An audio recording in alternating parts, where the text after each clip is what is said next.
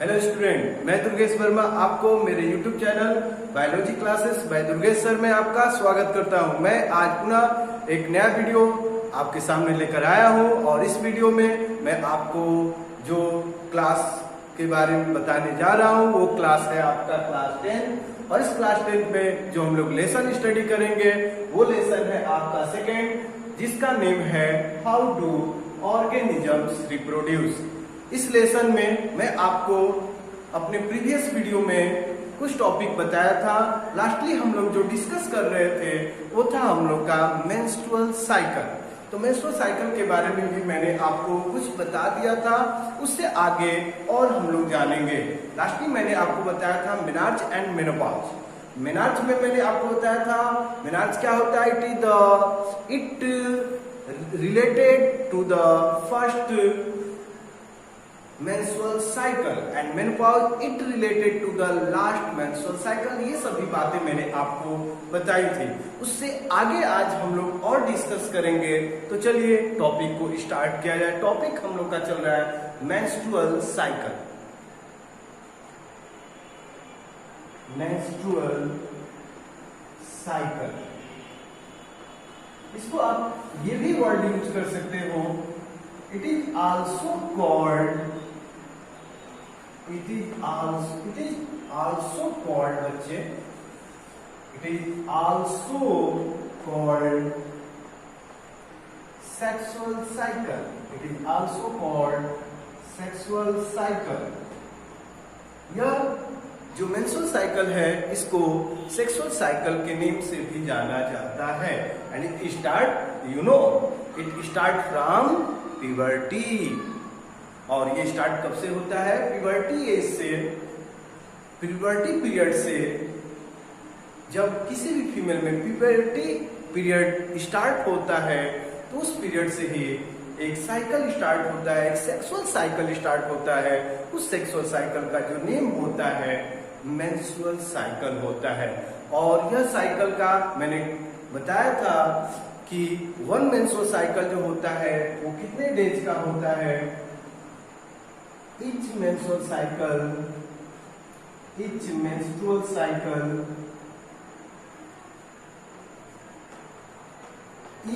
about 28/29 days।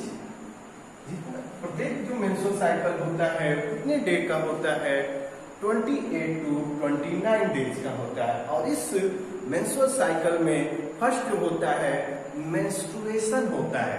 Menstruation का मतलब जो फर्स्ट डे टू 5 डे के बिटवीन में आपका ब्लीडिंग होता है, उस ब्लीडिंग को हम लोग मेंस्ट्रुएशन के नेम से जानते हैं। उस मेंस्ट्रुएशन के बाद ओव्यूलेशन होता है और ये होता है 14 डेज। जो प्रत्येक मेंस्ट्रुअल साइकिल का 14 डे जो होता है उस 14 डे के समय एक प्रोसेस होता है जिसका नेम होता है ओव्यूलेशन। तो भी मैं बताऊंगा, तो आप फर्स्ट ही बताओगे इन ईच मेंस्ट्रुअल साइकिल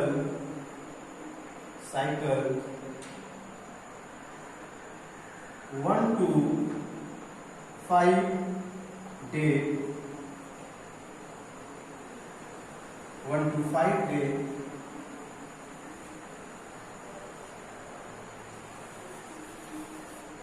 आप यहां जोड़ोगे in between 1 to 5 day bleeding occur. कुछ जगह पर आपका 3 to 5 डेज भी लिखा है बेटा। 3 to 5 का मतलब यहाँ क्या है? देखिए 28 डेज में फर्स्ट डे अगर स्टार्ट हुआ फर्स्ट से 28 डेज और 29 डेज का है तो उसमें जो फर्स्ट से 5 डेज का जो टाइमिंग होता है उस टाइम आपका ब्लीडिंग होता है, ठीक ना बेटा। कुछ बुक में 3 to 5 डेज लिखा है, तो उससे आप कोई कंफ्यूजन में न पड़िएगा। लेकिन आप ये जाने कि इस डे के बिटवीन 3 to 5 डे के बिटवीन में या 1 to 5 डे के बिटवीन में ब्लीडिंग होता है, और उस ब्लीडिंग के स्टेज को हम लोग ब्लीडिंग, और उसको हम क्या नेम देते हैं बेटा, मेंस्ट्रुएशन। मेंस्ट्रुएशन। इसके बाद मैंने अभी बताया इसके बिटवीन का जो 14 डे होता है, 14 डे इस टाइप आपका क्या होता है, अभी मैंने आपको बताया था ओवुलेशन। ओवुलेशन, अब ये ओवुलेशन क्या होता है मैं अभी आपको बता रहा हूं। तो मैं आशा करता हूं अभी तक आपको समझ में ये बातें आ गई होंगी। तो चलिए ओवुलेशन को मैं बता दूं।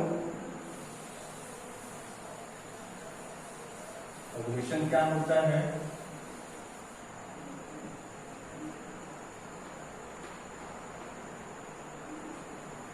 ओवुलेशन पेपर में आ जाता है, अक्सर एग्जाम में पूछता भी है, तो बताएंगे it is process in which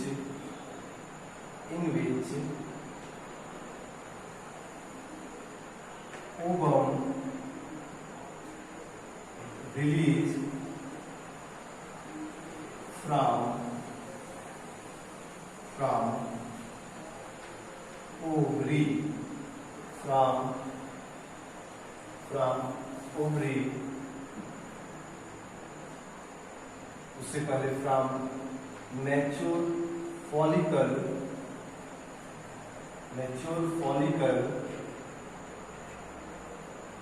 of ovary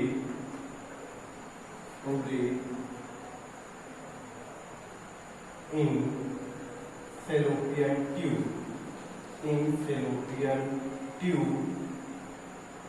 of female।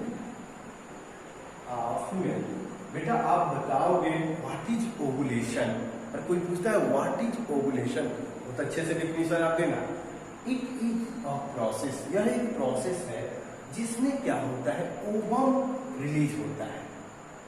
Ovum release होता है from mature follicle. Mature follicle कहने का मतलब बेटा ये है कि कुछ सेल्स होते हैं, स्मॉल टाइप के सेल्स होते हैं जो आपके ओवम को सराउंडेड किए रहते हैं, ओवम को प्रॉपर न्यूट्रिएंट सप्लाई करते रहते हैं। लेकिन जैसे थोड़ा सा ओवम मेच्योर हो जाता है तो वो आपका उस सप्लाई वाले पार्ट से रिलीज होता है, आउट होता है, और जब वो आउट होता है तो ये मेच्योर फॉलिकल और ओवम पहले कहाँ पर रहते हैं, ओवरी में, और ओवरी से निकलकर ओवम जो होता है फॉलिकल से निकलता है, फिर ओवरी से निकलकर ये कहाँ पर आ जाता है बेटा, फैलोपियन ट्यूब में। और यह पूरा प्रोसेस किसके अंतर्गत आता है, ओवुलेशन के अंतर्गत आता है। तो अगर आपसे कोई पूछेगा ओवुलेशन, तो मैं आशा करता हूं कि आप बहुत ही अच्छे से बताएंगे और कंफर्म कर देंगे। कंफर्म हो गया बेटा। इसके बाद आगे बताओगे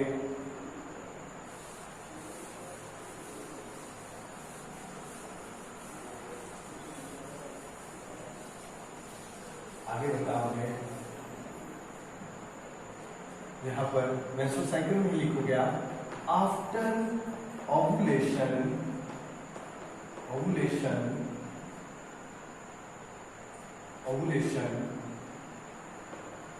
the wall of uterus become thick and the supply of blood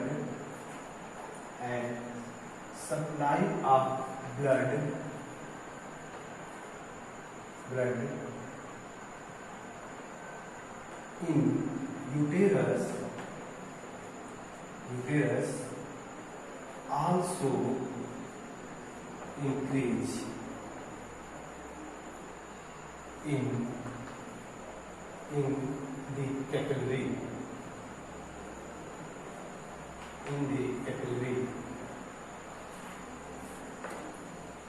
तो आप बताओगे क्या, अच्छे से समझना जैसे ही देखिए 14 डेज में ओवुलेशन हो जाता है, उसके बाद जैसे ही ओवम फेलोपियन ट्यूब में आता है, उसके बाद क्या होता है, वही मैंने बताया है कि वॉल जो होता है यूटेरस का वो ठीक हो जाता है और वहां पर सप्लाई जो ब्लड का होता है इन यूटेरस आल्सो इंक्रीज।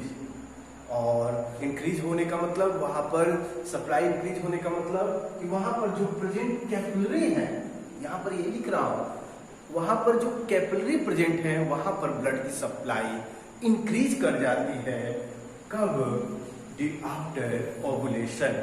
और इसका बेनिफिट क्या होता है कि जैसे ही फर्टिलाइजेशन होता है तो जाइगोट यूटेरस में, जाइगोट जो होता है वो उसकी सेल डिवाइड होते होते एम्ब्रियो के फॉर्मेशन होते होते या मेनी सेल का फॉर्मेशन होते होते वो यूटेरस में आ जाता है। और जैसे ही यूटेरस में आ जाता है तो अब उसको ऑक्सीजन की सप्लाई करनी होती है, प्रॉपर न्यूट्रिएंट की सप्लाई करनी होती है। तो ये सभी सप्लाई कहाँ से मिलता है?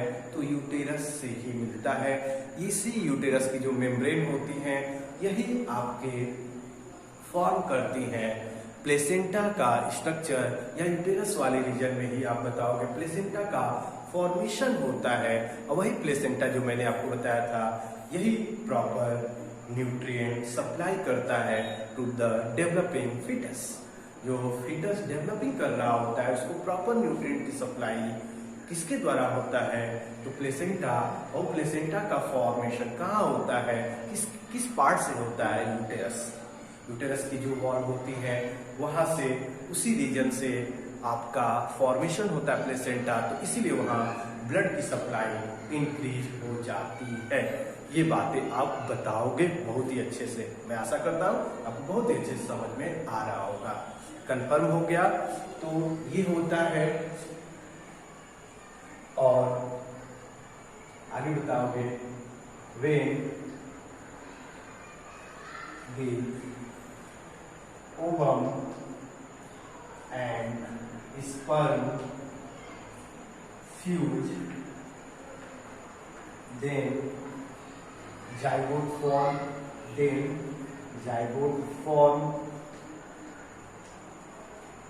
and zygote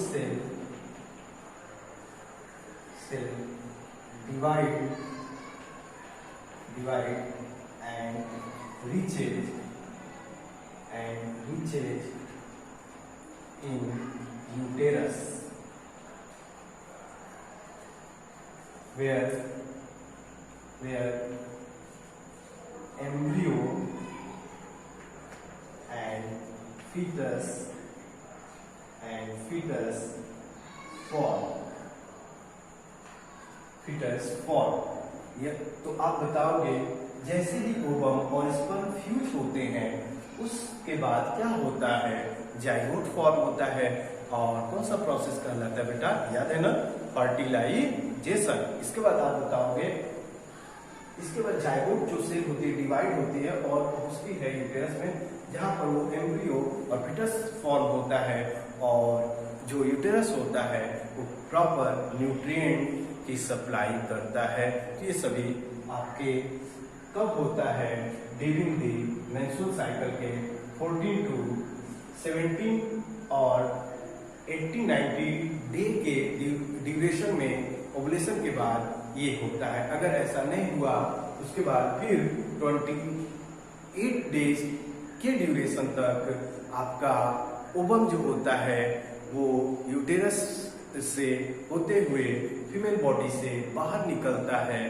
और जैसे ही वो बाहर निकलता है तो 1 to 5 डेज में अगेन आपका मेंस्ट्रुएशन होता है, और जिससे साइन मिल जाता है कि फर्टिलाइजेशन नहीं हुआ है और मेंस्ट्रुअल साइकिल नेक्स्ट स्टार्ट हो गया है। मैं फिर एक बार बोल रहा हूँ, अगर 18 to 90 डेज आपके 14 डेज के बाद 18 to 90 डेज के दौरान अगर फर्टिलाइजेशन नहीं हुआ, ये फर्टिलाइजेशन के ड्यूरेशन कर रहा है, अगर फर्टिलाइजेशन नहीं हुआ तो जो ओवम है यूटेरस में आएगा। और जैसे यूटेरस में आएगा वहां से यूटेरस की जो वॉल है वहां पर जो सप्लाई ऑफ ब्लड इंक्रीज किया है वहां की इंडोमेट्रियम वॉल जो होगी वो रप्चर हो जाएगी। वहां की इंडोमेट्रियम क्या होगी, रप्चर हो जाएगी। और जैसे इंडोमेट्रियम रप्चर हो जाएगी उस टाइम आपका, अगर कोई पूछे कैसे इंडोमेट्रियम की रप्चर वॉल रप्चर होगी, उसके लिए याद रखिएगा आपको आगे बताया जाएगा एक हार्मोन्स जिसका नेम होता है प्रोजेस्टेरॉन। आप बस बताना प्रोजेस्टेरॉन हार्मोन की लैकिंग होने लगती है, इसीलिए इंडोमेट्रियम की वॉल रप्चर हो जाती है और वहां से ब्लड की सप्लाई होने लगती है। और उस ब्लड के साथ जो ओवम बना होता है इस मेंस्ट्रुअल साइकिल के दौरान वो बाहर निकलता है, और जब ब्लीडिंग होता है तो वो साइन करता है कि नेक्स्ट मेंस्ट्रुअल साइकिल स्टार्ट हो गया है।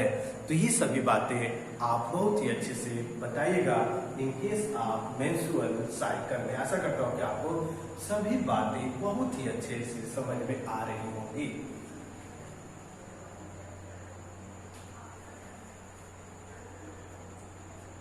तो आप बता सकते हो कि मैंने क्या क्या आपको इसमें समझाया।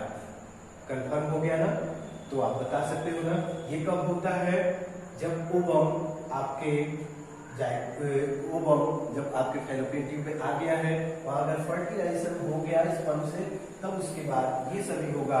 यूटेरस की वॉल रप्चर नहीं होगी बेटा, प्रोजेस्टेरॉन की कमी नहीं होगी और उस तरीके से बेबी का डेवलपमेंट होगा। लेकिन अगर फर्टिलाइजेशन नहीं हुआ तब की बात है कि उस टाइम यूटेराइन वॉल जो है इंडोमेट्रियम वो रप्चर हो जाएगी और प्रोसेस जो होगा यहीं पर आपका मतलब ओवम बाहर निकल जाएगा और नेक्स्ट जो मेंस्ट्रुएशन है, मेंस्ट्रुअल साइकिल है वो स्टार्ट हो जाएगा। ये बातें आप अच्छे से बताइएगा सभी को। तो मैं आशा करता हूँ आपको बहुत ही अच्छे से मेंस्ट्रुअल साइकिल समझ में आ गया होगा। अब इसके बाद जो नेक्स्ट टॉपिक हम लोग डिस्कस करेंगे वो होगा आपका बर्थ कंट्रोल। नेक्स्ट टॉपिक जो आने वाला है वो है आपका बर्थ कंट्रोल। उससे पहले नोट कर लीजिएगा, आपका मैंने आपको बताया था फर्स्ट जो मेंस्ट्रुअल साइकिल होता है इसको हमेशा याद रखिए। मेंस्ट्रुअल साइकिल उसको किस नेम से जानते हैं, मेनार्ज। और ये कब से स्टार्ट होता है, बहुत सारे बुक में 9 to 11 दिया है, बहुत जगहों पर 10 to 12 दिया है। तो इसमें आप कंफ्यूजन न होइएगा, लेकिन मेनली जो होता है वो आपका 9 to 11 होता है या 10। हाँ, हमेशा आप याद रखोगे 10 to 12 जब होने लगता है, इसका मतलब ये जो आप जानते हो 12 तो आपके मेल का आपका कहें तो प्यूबर्टी एज है, तो मेल के प्यूबर्टी एज से थोड़ा सा कम होता है, इसीलिए आप 9 to 11 या 10 to 11 ही आपका सही रहेगा। 10 to 12 भी दिया है तो क्या कर सकते हैं, बुक अलग अलग राइट करता है, लेकिन आप मेरी बात को मानिए तो आपका मेन्यू जो हो जाएगा वो आपका 9 to 11 और 10 to 11 ही होगा। बस ये याद रखिए 10 to 12 उतना पूरी तरह से नहीं है, लेकिन अलग अलग आप जानते हैं बॉडी का स्ट्रक्चर है, तो हो सकता है कि कुछ अंतर आ जाए, तो इससे कोई प्रॉब्लम नहीं होगा। लेकिन आप 9 to 11 करिए, 10 to 11 करिए, तो आप टेंशन में ना पड़िएगा, कोई प्रॉब्लम नहीं है। ओके, आप नेट पर सर्च भी करके देख लीजिएगा, अलग अलग दिखाएगा। आपकी बुक में खुद ही एस चंद ने 10 to 12 एज बताया है प्यूबर्टी पीरियड का स्टार्टिंग। ओके, तो मतलब अगर आपको याद रखना है तो ये याद रखना है, मेनार्ज जो होता है ये क्या होता है, तो आप बताओगे यार फर्स्ट मेंस्ट्रुअल साइकिल जो होता है उसे मेनार्ज, और लास्ट जो होता है आपका last menstrual cycle, that means menstrual cycle female में अब स्टॉप होता है तो उसको बोलते हैं मेनोपॉज। और ये मेनोपॉज जो होता है, अब देखिए अक्सर दिया है 40 to 45, 40 to 45 एज जो होता है उस टाइम ये स्टॉप हो जाता है मेंस्ट्रुएशन। तो इसलिए आप कंफ्यूजन में न पड़ेगा, लेकिन ये बातें आप जरूर याद रखें, मेनार्ज एंड मेनोपॉज। ओके बेटा, अब इसके बाद नेक्स्ट हम लोग जो टॉपिक डिस्कस करने जा रहे हैं वो होगा हम लोग का बर्थ कंट्रोल। बर्थ कंट्रोल के बारे में मैं थोड़ा सा ही बताऊंगा, नेक्स्ट वीडियो होता है। इसको बताने से पहले मैं आपको इंट्रोडक्शन दे रहा हूं। बर्थ कंट्रोल जो है वो आपका यह बताया गया है कि हमारी कंट्री जो है इसमें day to day population increase कर रहा है, और इस डे टू डे अगर पॉपुलेशन आप ही बताइए इंक्रीज करेगा तो जो फूड के जो सप्लाई है सफिशिएंट सप्लाई नहीं हो पाएगी, सबको प्रॉपर फूड नहीं मिल पाएगा, क्योंकि हमारे कंट्री में ज़्यादातर लोग पॉवर्टी कंडीशन में आते हैं। और ये क्यों आते हैं? क्योंकि एक ही पेरेंट्स के मेनी बेबी होते हैं।